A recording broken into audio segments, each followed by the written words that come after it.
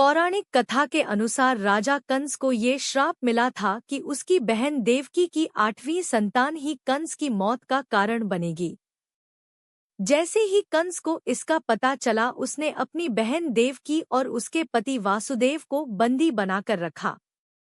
कंस ने अपनी बहन के सभी संतानों का वध कर दिया, लेकिन उनकी 8वीं संतान को जीवित रहने से कोई नहीं रोक पाया।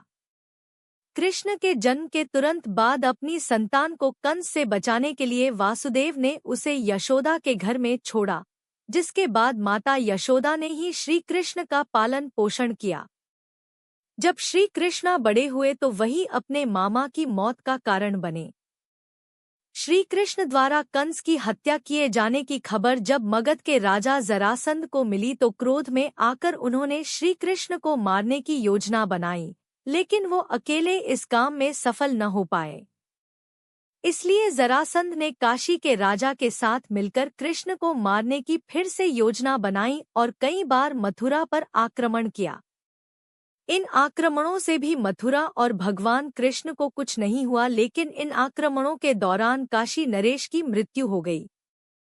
अपने पिता की मौत का बदला लेने के लिए काशी नरेश के पुत्र ने काशी के रचयिता भगवान शिव की कठोर तपस्या की। जब भगवान शिव ने प्रसन्न होकर दर्शन दिया तो काशी नरेश के पुत्र ने शिवजी से श्री कृष्ण का वध करने का वर मांगा। हालांकि भगवान शिव ने उन्हें काफी समझाया, बावजूद इसके वो अपनी जिद पर अड़े रहे, जिसके चलते भगवान शिव को यह वर देना पड़ा। वरदान के रूप में भगवान शिव ने काशी नरेश के पुत्र को एक कृत्या दी और कहा कि इसे जहां मारोगे वह स्थान नष्ट हो जाएगा, लेकिन किसी ब्राह्मण भक्त पर उसे फेंकने पर इसका प्रभाव निष्फल हो जाएगा।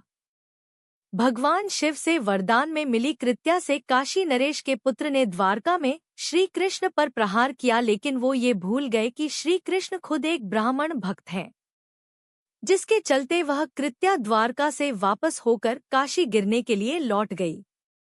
हालांकि इसे रोकने के लिए श्री कृष्ण ने अपना सुदर्शन चक्र कृत्या के पीछे छोड़ दिया। काशी तक सुदर्शन चक्र ने कृत्या का पीछा किया और काशी पहुंचते ही उस कृत्या को भस्म कर दिया। लेकिन सुदर्शन चक्र का वार अभी शांत नहीं हुआ था। यही वजह है कि सुदर्शन चक्र से काशी नरेश के पुत्र के साथ साथ पूरी काशी जलकर राख हो गई।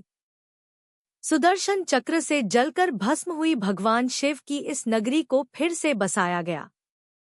बताया जाता है कि वारा और असी नदियों के बीच में होने के कारण इस नगरी का नाम वाराणसी रखा गया और इसे ही काशी नगरी का पुनर्जन्म माना जाता है।